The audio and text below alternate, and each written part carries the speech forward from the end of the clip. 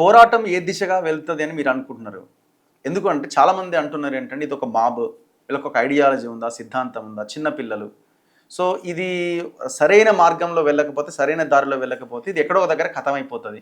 మీకు కూడా అట్లనే అనిపిస్తున్నదా? ఏదైనా ఆందోళన ఉన్నదా మీకు ఏమైనా? ఖచ్చితంగా దీని సందర్భంలో ఆందోళన ఉన్నది. నేను ఇంతకు మునిపే మాట్లాడాను. వాళ్ళు ఇందిరా పార్క్ దగ్గర ఒక 3-4 వేల మందితో ధర్నా పెడితే 2 సార్లు పిలిస్తే వెళ్ళాను. నేను వెళ్ళి మీరు చేస్తున్న ఆర్గనైజేషన్ చాలా అద్భుతంగా క్రియేటివ్గా ఉన్నది. మనం ఒక మూస పద్ధతిలో చేస్తాం కదా మన తెలంగాణ సమాజంలో. అలవాటు ఏంటంటే ఓ ప్రజా సంఘం, ఒక పార్టీ, ఒక విప్లవ పార్టీ, ఒక కమ్యూనిస్ట్ పార్టీ ఓ ధర్నా పెడుతుంది, ఓ 10 మంది స్పీకర్లను పిలుస్తుంది, వేదిక మీద అందరూ మాట్లాడుతూ ఉంటారు. ఒక గంట సేపు వింటారు జనాలు. గంట తర్వాత అందరు లేచి వెళ్ళిపోతుంటారు. ముందర ఒక 500 కుర్చీలు ఖాళీగా ఉంటాయి, వేదిక మీద 100 మంది ఉంటారు. ఖాళీగా ఉన్న కుర్చీల కోసం ఉపన్యాసం ఇస్తారు వీళ్ళు. ఇది జరుగుతుంటుంది. కానీ వీళ్ళు ఎంత బాగా చేస్తున్నారంటే, నేను మొన్న వెళ్ళి వాళ్ళతో పాటు కింద కూర్చున్నా, స్టేజ్ మీదకి రాదు, లేదా నేను ఇక్కడనే కూర్చుంటా అని చెప్పి కింద కూర్చున్నా. ఆ అమ్మాయి మీరు ఎవరైనా డ్యాన్స్ చేస్తారా ఇందులో అన్నది. వెంటనే ఒక మనిషి వచ్చి డ్యాన్స్ చేస్తుంది వేదిక మీద. తర్వాత ఇంకొకసారి మీరు ఎవరైనా మిమిక్రీ చేస్తారా అని అన్నది. వెంటనే వచ్చి మీమ్స్, ఏమేమి మీమ్స్ వస్తున్నాయో మొత్తం సోషల్ మీడియాలో, ఎవరి మీద, మోడీ మీద, ఆ మీమ్స్ అన్నిటిని ఒక వ్యక్తి అక్కడ చాలా అద్భుతంగా క్రియేటివ్గా ప్రదర్శించి చెప్తూ ఉన్నాడు. అంటే ఆర్ట్ ఫామ్, ఇవన్నీ ఆర్ట్ ఫామ్స్. అసమ్మతిని ప్రకటించడానికి ఉపన్యాసం ఒక ఆర్ట్ ఫామ్ మాత్రమే, దాంట్లో డ్రామా ఒక ఆర్ట్ ఫామ్, డ్యాన్స్ ఒక ఆర్ట్ ఫామ్, మిమిక్రీ ఒక ఆర్ట్ ఫామ్. ఇన్ని రకాల ఆర్ట్ ఫామ్ని వాళ్ళు ప్రయోగిస్తున్నారు. వాళ్ళని చూసి నేర్చుకోవాలి. ఇప్పుడు మొత్తం ఉద్యమ సంఘాలు సమావేశాలు ఎట్లా నిర్వహించాలి. వేదిక మీద ఒక్కరే ఉంటారు, ఎవరు ఉండరు. అది కూడా నిర్వహించే వాళ్ళు నిలబడి ఉంటారు, మైక్ పట్టుకొని స్పీకర్ పట్టుకొని ఒక్కొక్కరిని పిలుస్తారు. ఎవరు అక్కడ పోటీలు పడి తోసుకొని ముందు కుర్చీ కోసం, మీడియాలో కనిపించడం కోసం ఎవరు ప్రయత్నం చేయటం లేదు.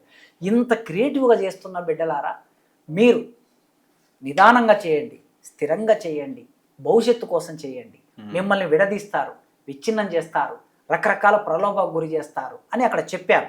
ఆ భయం ఉంది. అందుకే వీళ్ళకి సరైన దిశలో నడిపించడానికి ఒక ఆలోచన పరులైనటువంటి వాళ్ళు, ఏ రాజకీయాలతో అంటే సోకాళ్ళు పార్లమెంట్ రాజకీయాలతో ప్రమేయం లేనటువంటి ఒక ఎల్డర్స్ వాళ్ళకి వెనుక ఉండి నడిపించాలి.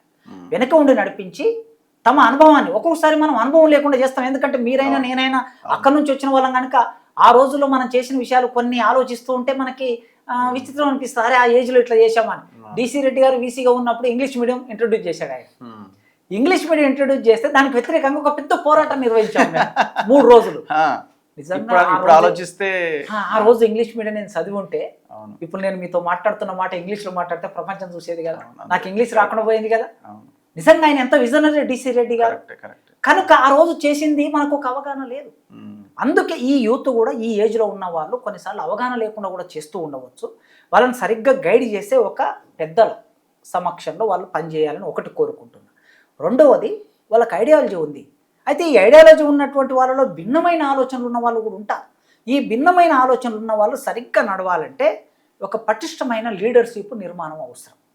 ఇది లూజు నిర్మాణంలో నడుస్తుంది. ఇప్పుడు సిజేపీ అంటే సరే ఒక అధికార ప్రతినిధి, ఎవరో ఒక నాయకుడు అట్లా నడుస్తుంది. కానీ రేపటి నాడు ఎక్స్పోజర్ వచ్చిన తర్వాత సహజంగా కీర్తి ప్రతిష్టలు అనేది ఒకటి ముందుకు వస్తుంది మనిషికి.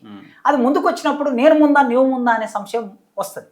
వచ్చినప్పుడు ఏమవుతుంది, ఒకరు ముందుకు వెళ్ళినప్పుడు ఇంకో నిరాశ చెంది వెనక్కి వెళ్ళిపోతారు. అందులోంచి ఒక గ్రూపును చీలదీసి ఇంకొకటి పోటీ సంఘం కూడా పెట్టే అవకాశం ఉంది. కనుక ఈ దేశాన్ని మార్చడానికి ముందుకొచ్చిన ఈ జనరేషన్ వాళ్ళలో ఉండే శక్తియుక్తుల్ని ఈ దేశానికి సరిగ్గా ఖర్చు చేయడానికి, సరిగ్గా ఉపయోగించడానికి, భవిష్యత్తు నిర్మాణం చేయడానికి వాళ్ళు స్థిరంగా, స్థిమితంగా, అవగాహనతో, కమిట్మెంట్తో పనిచేయాలి. వాళ్ళందరికీ నేను ఒక అప్పీల్ చేస్తున్నా, మీరు ఈ దేశానికి భావి భవిష్యత్తు దూతలు, అది మర్చిపోకండి. ఒక భగత్ సింగ్ లాగా, ఒక అంబేద్కర్ లాగా, ఒక సుభాష్ చంద్ర బోసు లాగా, ఒక వివేకానందుల్లాగా ఈ దేశానికి మీకు వేగుచుక్కల్లాగా వచ్చారు. వివేకానందుని గురించి, భగత్ సింగ్, అంబేద్కర్ గురించి మనం ఎట్లా మాట్లాడుకుంటున్నామో ఇంకొక 100 సంవత్సరాల తర్వాత ఈ బిడ్డల గురించి భవిష్యత్తు మాట్లాడుకోవాలంటే ఈ దేశం వాళ్ళ చేతుల్లోనే ఉంది అని కోరుకుంటున్నాను.